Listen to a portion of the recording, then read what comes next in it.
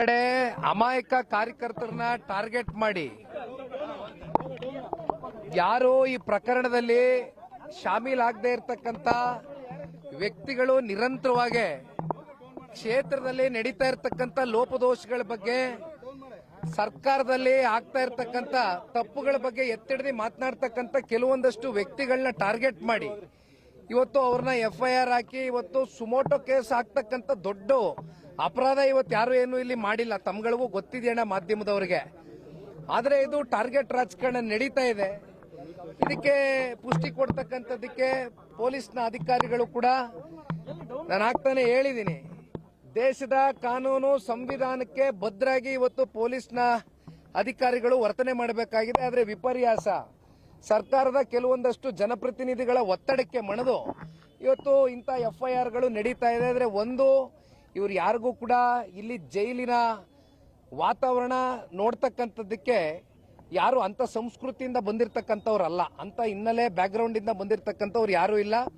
ಅವ್ರ ಕಣ್ಣಲ್ಲಿ ಒಂದು ನೋವಿದೆ, ಅವ್ರ ಕಣ್ಣಲ್ಲಿ ಒಂದು ಭಯವೂ ಕೂಡ ಕಾಡ್ತಾ ಇದೆ. ನಾನು ಇಲ್ಲ ಅಂತಕ್ಕಂಥದ್ದು ಹೇಳೋದಕ್ಕೆ ಇಚ್ಛೆ ಪಡೋದಿಲ್ಲ. ಯಾಕಂದ್ರೆ ಯಾವುದೇ ಒಬ್ಬ ಒಳ್ಳೆಯ ಬದುಕನ್ನ ಕಟ್ಕೊಂಡಿರ್ತಕ್ಕಂಥ ವ್ಯಕ್ತಿ, ಗೌರವಯುತವಾಗಿ ಜೀವನ ಮಾಡಿರ್ತಕ್ಕಂಥ ಒಬ್ಬ ಸಾಮಾನ್ಯ ಪ್ರಜೆನ ಈ ರೀತಿ ಟಾರ್ಗೆಟ್ ಮಾಡಿ ನೀವು ಒಳಗಡೆ ಹಾಕಿದಂತ ಸಂದರ್ಭದಲ್ಲಿ ಅವನಲ್ಲಿ ಮತ್ತೆ ಅವರ ಕುಟುಂಬಸ್ಥರ ಮೇಲೆ ಯಾವ ರೀತಿ ಒಂದು ಆಘಾತ ಉಂಟಾಗಿದೆ ಅಂತಕ್ಕಂಥದ್ದು ಅವರಲ್ಲಿ ಒಂದು ಭಾವನೆಯನ್ನು ವ್ಯಕ್ತ ಆಗಿದೆ.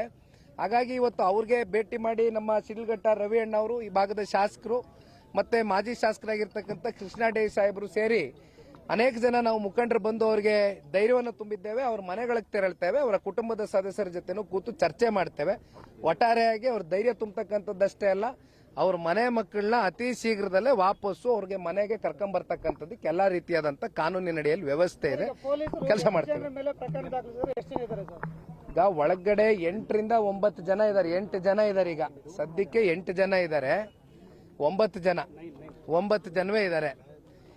ಇನ್ನ ಹೆಚ್ಚು ಕಮ್ಮಿ 150 ಜನರ ಮೇಲೆ FIR ದಾಖಲಾತಿ ಮಾಡಿದ್ದಾರೆ ಅಂತ ಹೇಳ್ತಾರೆ. ಆದ್ರೆ ಒಂದು ನಾವು ನೀವು ಅರ್ಥ ಮಾಡ್ಕೋಬೇಕಾಗಿರ್ತಕ್ಕಂಥದ್ದು, ಪ್ರಚೋದನಾಕಾರಿಯಾದಂತ ಹೇಳಿಕೆಗಳು ಕೊಟ್ಟು ಈ ರೀತಿ ಪ್ರಚೋದನೆಯನ್ನ ಮಾಡಿ ಉದ್ದೇಶಪೂರ್ವಕವಾಗಿ ಒಳಗಡೆ ಹಾಕ್ಸಿರ್ತಕ್ಕಂಥ ಆ ವ್ಯಕ್ತಿನ ಇಲ್ಲಿವರೆಗೂ ಕೂಡ ಯಾರು ಕೂಡ ಪ್ರಶ್ನೆ ಮಾಡ್ತಾ ಇಲ್ಲ. FIR ಯಾರ ಮೇಲೆ ದಾಖಲಾಗಬೇಕು ಅಂತಕ್ಕಂಥದ್ದು ಬಹುಶಃ ನಿಮಗೂ ಗೊತ್ತಿದೆ, ನಮಗೂ ಗೊತ್ತಿದೆ. ಆದ್ರೆ ಇವತ್ತು ಸರ್ಕಾರ ಈಗ ಪ್ರಚೋದನೆ ಮಾಡಿದಂತವ್ರು ಅವರು ಕೆಂಪೇಗೌಡರ ಜಯಂತಿ, ಕೆಂಪೇಗೌಡರು ನಾಡಿನ ಪ್ರಭುಗಳು. ಅವರು ಯಾವತ್ತೂ ಒಂದು ಜಾತಿ ಜನಾಂಗ ಧರ್ಮಕ್ಕೆ ಸೀಮಿತವಾಗಿ ಬದುಕನ್ನ ಕಟ್ಕೊಡ್ಲಿಲ್ಲ. ಬದಲಾಗಿ ಎಲ್ರಿಗೂ ಕೂಡ ಸರ್ವ ಜನಾಂಗದ ನಾಯಕರಾಗಿ ಕೆಂಪೇಗೌಡರು ನಮ್ಮ ಬೆಂಗಳೂರು ನಗರವನ್ನ ಕಟ್ಟದಂತವ್ರು. ಅಂತ ಜಯಂತಿಯ ದಿನದಲ್ಲಿ ಅಲ್ಲಿ ಜಿಲ್ಲಾಡಳಿತ ಸಂಪೂರ್ಣವಾಗಿತ್ತಲ್ಲ, ಇದನ್ನ ಯಾಕೆ ಇಲ್ಲಿವರೆಗೂ ಪ್ರಚೋದನೆ ಮಾಡ್ತಕ್ಕಂಥದಕ್ಕೆ ಜಿಲ್ಲಾಡಳಿತ ಕಣ್ಮುಚ್ಚಿ ಕೂತಿತ್ತು ಅಂತಕ್ಕಂಥ ಒಂದು ಪ್ರಶ್ನೆಗೆ ಅವ್ರು ಉತ್ತರ ಕೊಡಬೇಕು. ಇವತ್ತು ಪ್ರಚೋದನೆ ಅಂತ ತಾವು ಹೇಳಿದ್ರಿ, ಶಾಸಕರನ್ನ ಜಯಂತಿ ಬರತ್ತಪ್ಪ. ನೋಡಿ, ನಾನೊಂದು ಮಾತು ಹೇಳ್ತೇನೆ.